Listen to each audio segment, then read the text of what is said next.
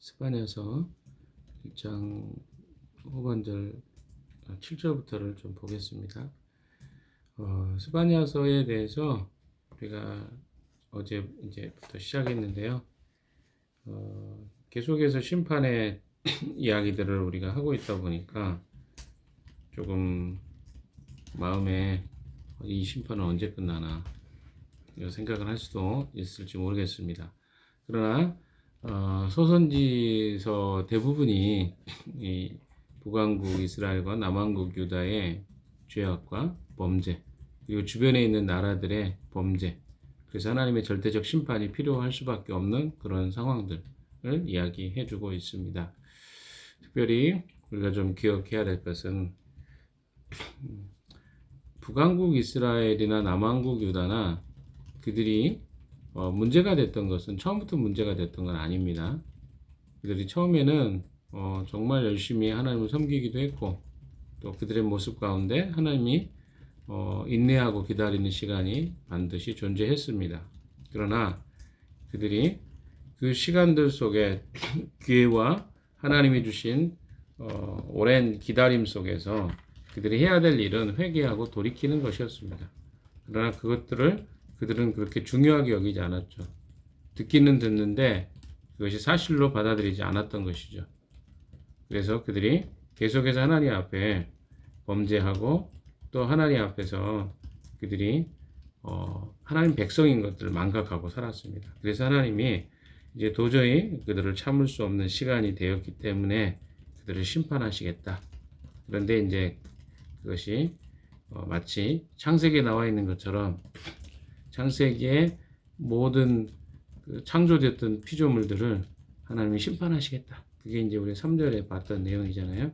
그 중에서도 이제 4절에 보시면 유다와 예루살렘이 특별하게 그 대표성을 가지고 있는 백성이기 때문에 하나님이 그들을 심판하시겠다. 근데 그 이유가 5절, 6절에 보셨던 것처럼 하나님이 아닌 다른 신들을 섬겼던 이유였습니다. 그래서 제가 어제 마무리하면서 말씀드렸던 것도 이게 단순하게 우상 숭배를 하냐 안 하냐의 문제가 아니라 우리 삶에 우리 마음의 저 깊은 곳에서 하나님이 아닌 다른 것으로 즐거움과 기쁨을 가지고 있는 자들에 대해서 하나님이 하시는 말씀이다 라고 이야기를 드렸습니다. 자, 7절에 이제 이야기를 좀 나누겠습니다. 7절 다 같이 한번 읽어볼까요? 시작. 주님께서 심판하시는 날이 다가왔으니 하나님 앞에서 임을 다물어라. 주님께서는 재물을 잡아 넣으시고서 재물 먹을 사람들을 부르시고 성결하게 하셨다. 자, 7절에 이야기하고 있는 내용들은요. 주님 앞에서 잠잠히 입을 다물어라 라고 이야기합니다. 근데 이 이유는 주님께서 심판하시는 날이 다가왔기 때문입니다. 무슨 말입니까?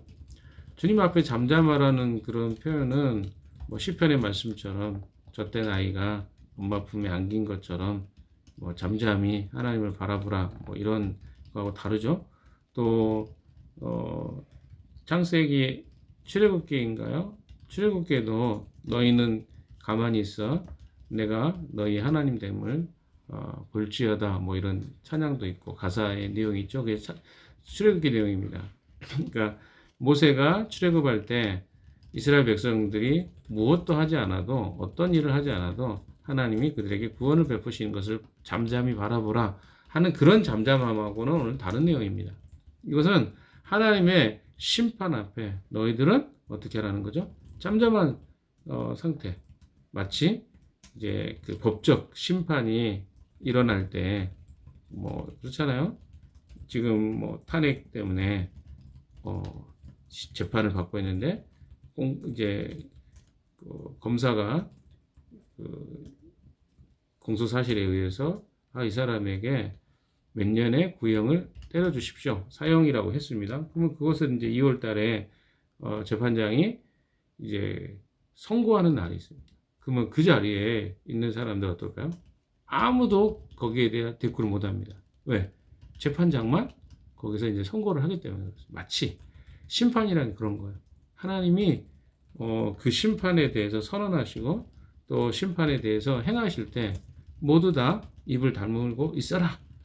그래서 하나님이 심판을 보라는 거죠. 근데 아래 보시면 주님께서는 재물을 잡아 놓으시고서 재물 먹을 사람들을 부르셔서 성결하게 하셨다. 이게 무슨 말일까요? 재물 먹을 사람들이 뭐고 또 재물을 잡아온다는 게 이게 비유적 표현이죠. 희생 제사를 드리는 절기에 어떤 것은 제사 음식이 되고 어떤 사람들은 제사 음식을 먹는 사람들이 된 손님이 되기도 하고 어떤 사람은 뭐예요? 제물이 돼서 죽임을 당하는 이 두 가지의 모습을 이제 그림으로 보여주고 있습니다. 제사를 지낼 때. 그렇죠? 먹는 자들이 있고 제물이 되는 자들이 있는 거죠. 그럼 우리가 여기서 생각해 봅시다. 제물을 먹는 자는 누굴까요? 뒤에 좀 부가적으로 나오죠. 8절 읽어봅시다. 시작. 나 주가 제물을 잡는 날이 온다. 내가 대신들과 왕자들과 이방인의 옷을 입은 자들은 벌하겠다. 자, 이거 뭡니까? 누가 제물이 되는 겁니까? 여기 말에 의하면 내가 대신들과 왕자들과 이방인의 옷을 입은 자들을 벌하겠다. 그러니까 유대 민족 안에서도 이방의 영향을 따라서 뭡니까? 그런 여기 보면 이제 3번이 있죠. 3번은 잘 보시면 이방 종교의 제사에서 입는 옷. 그러니까 이방 제사에 길들여져 있고 그것에 의해서 삶을 살아가는 자들을 제물 삼겠다. 그리고 또 누굽니까? 대신들과 왕자들과 그 권한을 가지고 있었던 자들이 다 타락했기 때문에 그들을 제물 삼는 날이 오겠다. 그들이 제물이 되는 것이겠죠. 이게 이제 8절의 이야기입니다. 자, 9절도 볼까요? 9절 시작. 그날이 오면 문지방을 건너뛰는 자들을 벌하겠다. 폭력과 속임수를 써서 주인의 집을 가득 채운 자들을 내가 벌하겠다. 이것도 제의적 의미가 담겨져 있는데요. 9절의 의미는 이런 의미입니다. 우리가 문지방이라고 표현했죠. 그 사무엘상 5장 4절 5절에 보면 다곤 신전의 문턱을 밟지 않는 이게 그런 뭐랄까 문지방을 밟고 예전에 이거 제가 설교했던 기억이 나요. 문지방을 밟으면 안 되는 그들의 그 신앙 속에 이런 게 있었던 거죠. 그래서 그런 것들을 따라하는 자들이 있는 거죠. 이방 신들이 행하는 어떤 행위와 또 그런 풍습들을 따라하는 것을 이제 이렇게 이야기합니다. 문지방을 건너뛰는 자들을 벌하. 그러니까 저희 어렸을 때도 그런 걸 여러 차례 경험했습니다. 문지방 밟지 마라. 그게 이제 무슨 의미일까 몰랐는데 이제 뭐 그런 것들을 하면 뭐 재수가 없다 아니면 뭐 특별한 의미라기보다는 그 오래전에 부모님들이 가지고 있었던 아니면 내려왔던 어떤 그 사상들이 있습니다. 생각들이 의식 같은 거 이거 하면 안 돼. 재수 없어. 뭐 손톱은 밤에 깎으면 안 돼. 뭐 누가 물어가 뭐 이런 표현이 있잖아요. 그래서 손톱 깎기를 못했어요. 밤에 손톱을 누가 먹는다고 하더라고요. 아무튼 뭐 이런 어떤 표현들 이런 것들이 다 어디서 오는 것들일까요? 그 제의적인 행동이나 이런 것들이 다 이방 종교에서 온 것들이거든요. 그런 걸 따라하는 자들이 있었다. 이런 자들을 벌하겠다. 또한 폭력과 속임수를 써서 주인의 집을 가득 채운 자들을 내가 벌하겠다. 여기도 주인의 집을 딱 눌러보시면 그 신들의 신전을 가득 채운이라고 표현되어 있습니다. 여기 주석이 되어 있으니까 여러분이 참고하시면 돼요. 그러니까 뭡니까? 이방 신을 섬기기 위해서 그 이방 신의 집을 가득 채운 자들을 내가 벌하겠다 이런 말이에요.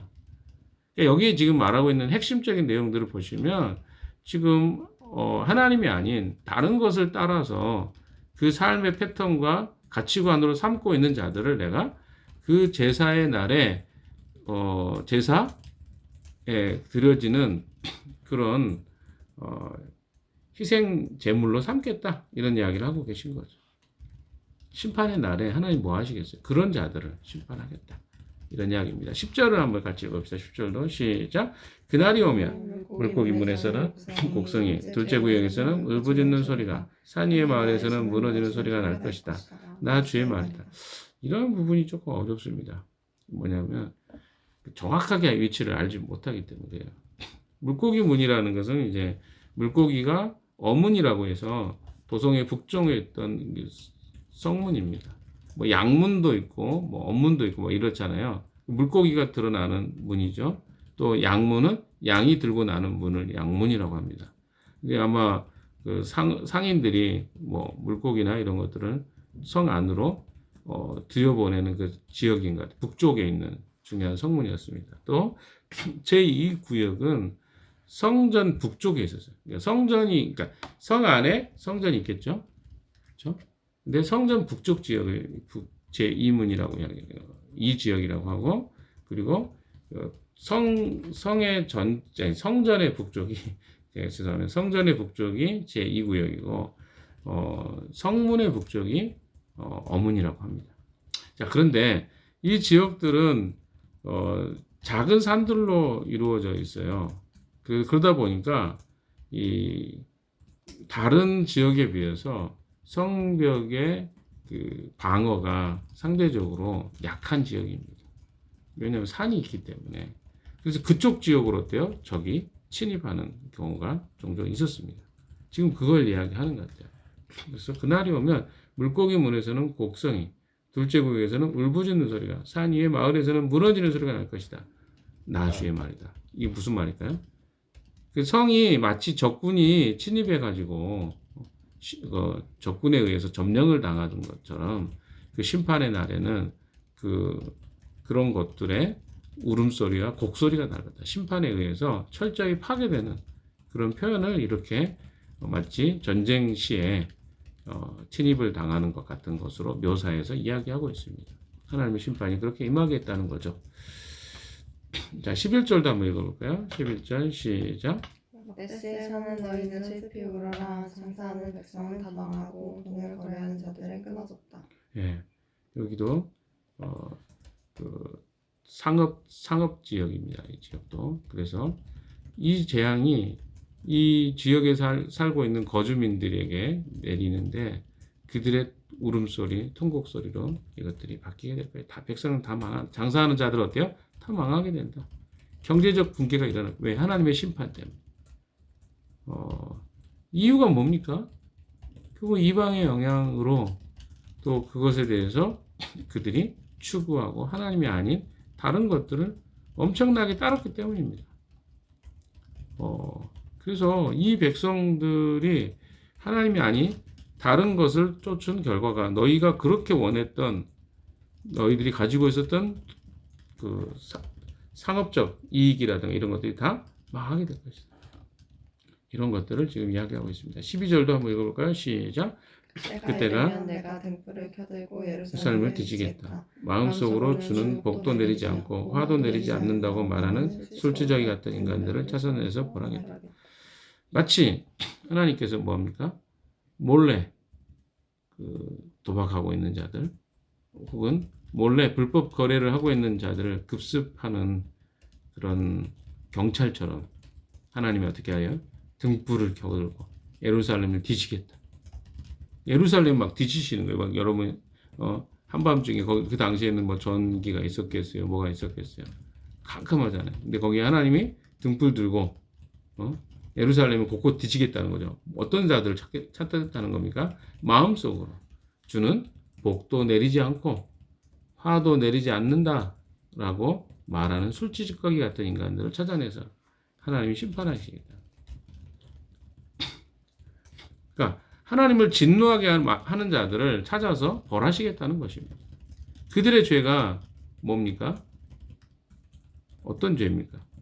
하나님이 화도 내지 않고 또 뭡니까? 복도 내리지 않는다. 이 말은 무슨 말일까요? 그냥 하나님은 우리의 삶에 간섭하지 않고 아무 상관없이 그냥 내 삶을 살면 돼 라고 생각하는 자들을 향한 하나님의 심판의 메시지입니다. 이런 사람들은 뭐예요? 찌꺼기 같은 술찌꺼기라고 이야기하죠. 그러니까 포도주의 발효 과정에 보시면 이런 찌꺼기들은요 앙금이 돼서 이 포도주가 만들어졌는데 이 포도주를 마실 수 없게 만들어 버립니다. 그런 찌꺼기는 다 어떻게 해야 돼? 버려야 돼요. 그래서 어때요? 뭐 여러분 우리 막걸리 찌꺼기 같은 것도 다 버리잖아요. 그런 것처럼 그러니까 쓸데없다는 거죠. 하나님의 살아계심과 하나님의 일하심에 대해서 믿지 않고 또 하나님이 어떤 이방 신들처럼 행동한다고 믿는 자들에 대해서 하나님은 심판하시겠다. 그런 자들을 찾아서 벌하시겠다. 그러니까 지금 이 흐름을 잘 보셔야 됩니다. 어떤 흐름입니까? 지금 하나님이 지금 심판하시겠다는 내용이 무엇이냐는 거죠.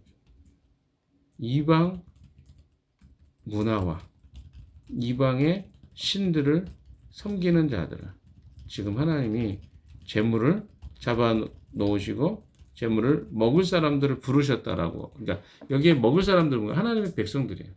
성결하게 하실 하나님의 백성들을 성결하게 하시고 하나님의 백성이 아닌 자들을 어때요? 심판하시는 날입니다. 어떻게 보면 이런 이야기들은요 우리가 두려워할 내용은 아닙니다. 왜 아닐까요? 하나님은 그 성품 안에 우리가 계속 이야기하잖아요. 하나님의 정의와 그리고 어떻습니까? 하나님의 거룩하심. 이 성품 가운데 이 심판은 당연히 있을 수밖에 없는 것입니다. 우리가 생각할 때 하나님 사랑의 하나님이시죠. 그러나 사랑과 정의가 하나님과 함께 같이 양립하고 있다는 사실을 늘 기억해야 됩니다. 그러니까 십자가가 바로 그걸 잘 보여주는 거잖아요. 하나님의 정의, 인간에 대한 심판이 십자가에 나타나요. 그럼에도 불구하고 하나님이 사랑하시는 게 십자가 아닙니까? 그게 사랑입니다. 그러니까 하나님의 사랑은 하나님 그를 잘 따르고 섬기는 자들에게는 해당이 되지만 그를 주로 인정하지 않고 하나님의 백성인데 하나님 백성이니까 하나님을 떠나버린 사람들에 대해서는 하나님이 아주 과할 만큼 아니 그들이 두려워할 만큼 심판하고 계신 것을 우리는 보게 됩니다. 그게 오늘 이야기하는 내용의 핵심입니다. 자, 13절 마지막 부분 같이 한번 읽어볼까요? 13절입니다. 시작. 그들은 재산을 빼앗기고 집도 흘릴 것이다. 그들은 집을 지으나 살지 못할 것이며 포도를 갖거나 포도주를 마시지 못할 것이다. 무슨 말입니까? 그러니까 그들이 재산을 다 빼앗기게 될 것이다. 그 누구를 이야기합니까? 하나님이 아닌 다른 우상을 신으로 주인으로 섬기는 자들에 대한 심판의 메시지입니다. 그들은 집을 지으나 거기에서 살지 못할 것이고 살지 못합니다. 왜? 다 심판에서 다른 자들이 그것을 차지할 것이기 때문에. 포도원을 갖거나 포도주를 마시지 못할 것이다. 왜? 포도원에 포도가 열려도 그것을 먹을 때쯤에는 이미 그들이 심판당해서 어때요? 다른 자들에게 다 빼앗길 것이기 때문에. 사랑하는 여러분, 이제 오늘 몇 분이죠? 좀 빨리 결론을 맺습니다. 내용이 짧으니까요. 우리의 삶에 하나님이 계시나 안 계시나 우리는 이런 시험도 하고요. 또 우리 안에 고민이 많습니다. 하나님이 눈에 보이면 우리가 하나님의 그 두려움 때문에라도 신앙생활 잘할 것 같은데 하나님 눈에 안 보이고 또 나의 삶에 별로 간섭하지 않는 것 같기 때문에 우리는 좀 자주 우리의 삶에 하나님이 계시지 않는 것처럼 살아갈 때가 있는 것을 우리는 보게 됩니다. 그런데 하나님이 오늘 말씀을 통해 우리에게 이야기하시는 것을 하나님 다 보고 계신다는 거죠. 그리고 기다리시는 것입니다. 우리가 인격적으로 하나님이 어떤 분인가를 알지 못해서 마치 이방의 신들을 대하는 것처럼 생각하고 여전히 내 삶에 하나님 전혀 함께하지 않아. 내 삶을 내가 그냥 살아도 괜찮던데? 이런 생각을 갖고 있는 어느 시간에 갑자기 하나님이 어떻게 하신다면 심판의 날이 다가올 수 있다는 거죠. 만약에 우리가 주님을 믿는다고 하면서 하나님이 마치 계시지 않는 것처럼 이런 이방의 사람들처럼 생각하고 살아간다면 그리고 더 즐거운 것, 내가 더 좋아하는 것에 매몰되어 살아간다면 그 심판의 날은 우리에게는 끔찍한 날이 되겠죠. 반대로 우리가 그런 삶이 아니라 끊임없이 하나님과 교제하고 사귐을 갖고 하나님 한 분이 우리의 진짜 주인인 것을 인정하고 살아간다면 어떨 것 같습니까? 전혀 다른 삶 모습으로 하나님 우리를 대하실 거라고 생각합니다. 그게 바로 심판의 날입니다. 심판의 날이 특별하게 두려운 날이 아니라 우리 삶을 결산하는 날이라고 생각하시면 될 것 같아요. 그러면 어때야 돼요? 하루하루가 주님과의 삶 속에서 어떤 삶을 살아야 될 것인가는 여러분이 너무나도 잘 알 거라고 생각합니다. 오늘 하루도 하나님 우리에게 나와 어떻게 시간과 삶을 보낼 것인지 질문하신다고 저는 생각합니다. 여러분은 어떤 걸 선택하시겠습니까? 마지막 날에 결산하는 날이 반드시 옵니다. 우리의 시간이 쌓여서 결산하는 날이죠. 그래서 오늘 그 하루를 보내야 되는데 오늘 하루 속에서 주님과 관계 다시 돌아보시고 점검하시고 또 주님 앞에 나아가는 하루 되시기를 주님의 이름으로 축원합니다. 기도합시다.